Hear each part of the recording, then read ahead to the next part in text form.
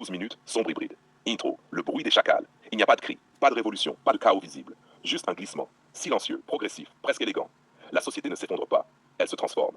Et dans cette transformation, les lions disparaissent, les bâtisseurs s'effacent, les hommes droits se fatiguent, et dans l'ombre, quelque chose prend leur place. Pas plus fort, pas plus courageux, pas plus noble, mais plus patient, plus opportuniste, plus froid. Les chacals, les faits, ce qu'on voit sans vouloir le nommer.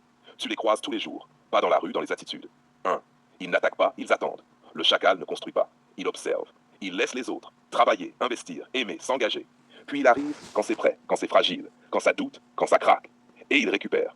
Dans les relations, celui qui écoute pendant que tu souffres, mais n'était jamais là avant. Celui qui se rapproche quand tu réussis, mais ignorait ton combat. Il ne crée rien, il exploite. 2. Ils parlent bien, mais ne tiennent rien. La nouvelle arme n'est plus la force, c'est le discours. On te promet du respect, de la loyauté, de la vision. Mais derrière, rien ne tient. Parce que le chacal ne s'engage pas. Il s'adapte, il dit ce que tu veux entendre jusqu'à ce qu'il obtienne ce qu'il veut. 3. Il fuit le réel. Affronter? Non. Aujourd'hui, on ghost, on ment par omission, on disparaît sans explication. Pourquoi? Parce que dire la vérité, c'est prendre un risque. Et le chacal déteste le risque.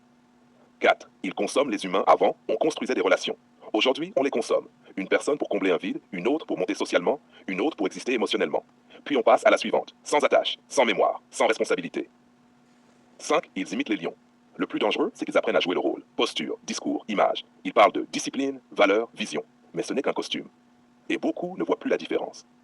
Analyse. Comment on en est arrivé là? Ce n'est pas une dérive isolée, c'est un système qui produit ça. 1. Trop de choix, tue la valeur.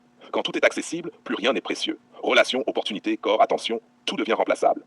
Donc pourquoi s'investir? 2. Le court terme a gagné. On ne pense plus en années. On pense en sensation, gain rapide, gratification immédiate. Mais le long terme, c'est là que se construisent. La confiance, la réputation, le respect. Et ça, le chacal n'a pas la patience.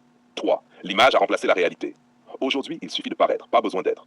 Donc certains optimisent leur image, réseau, discours, posture, pendant que d'autres travaillent dans l'ombre et devinent qui attire le plus au début. 4. La peur de perdre. S'engager, c'est risquer de perdre.